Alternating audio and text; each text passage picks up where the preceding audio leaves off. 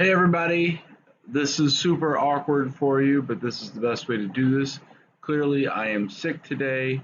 I'm not sick. My babysitter is sick, so therefore I'm not allowed to be at work. It is like 6 o'clock in the morning, and I am trying to pump this out. Um, I'm going to try and keep you guys caught up on your projects. Deal for the day. You're going to work on your projects all day. Anytime you have free time, you're going to do like start putting together your sources, your five sources. I recommend that those five sources are due next class period. So anytime you get finished early or somebody's not doing something today, put them on sources. Second, you're going to create your hypothesis today and you're going to email it to me before lunch. I'll talk about this more in a second. My hope is that my kids aren't dying and freaking out so that way I can respond to you and kind of like give you feedback during the day. We're going to talk about the questionnaire really fast, and then I'm going to show you guys some previous ones and talk about what's good and bad. Or actually, you're going to look at them and figure out what was good and bad.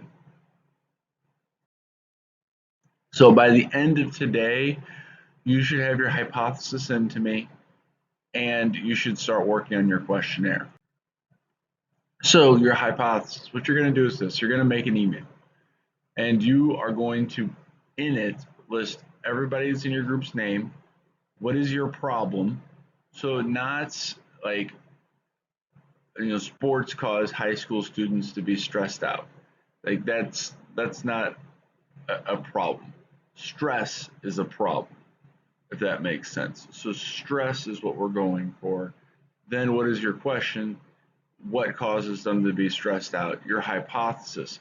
If students are in a high school sport, then they will be stressed out. So the way it builds is basic problem, a research question, so like what are you going to continue to look into, then your hypothesis. It is an if then statement. So if this, then this. If this independent variable, then this dependent variable. That's what we're going for here. Make sure that you send this to me before lunch. Make sure that it is clear. Make sure that it is very testable.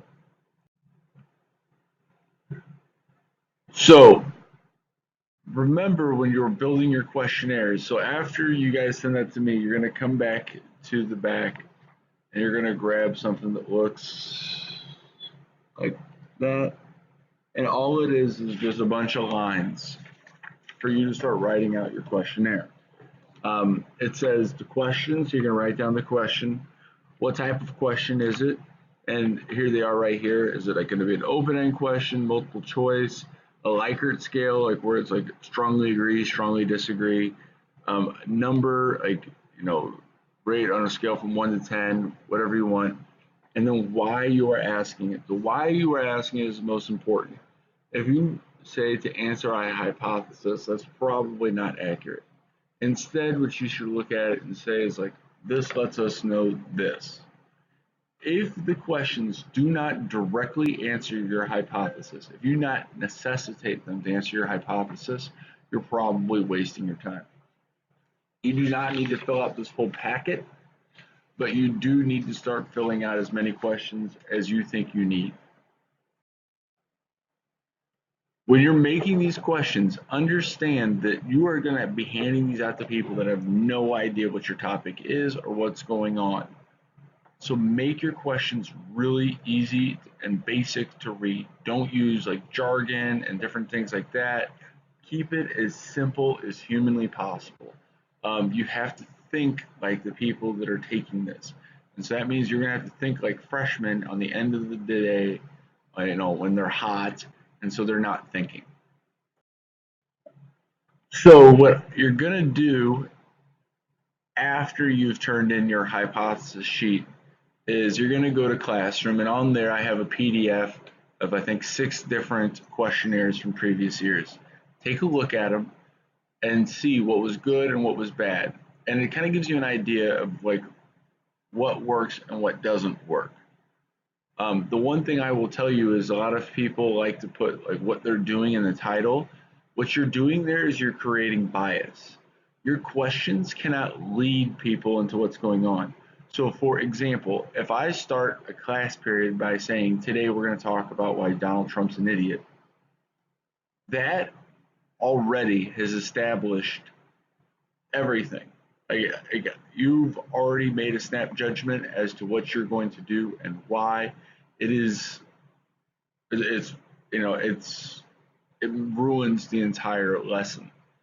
In the same way, if you put on like, sleep deprivation, kids are going to change what they think to match what your project is.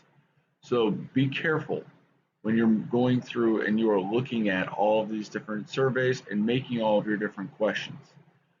Again, if you have questions, I'm going to try and have my computer open so you can email me. If I don't get back to you, I'm sorry. That means that my kids are going nuts. We'll deal with it when I get back. Good luck, guys.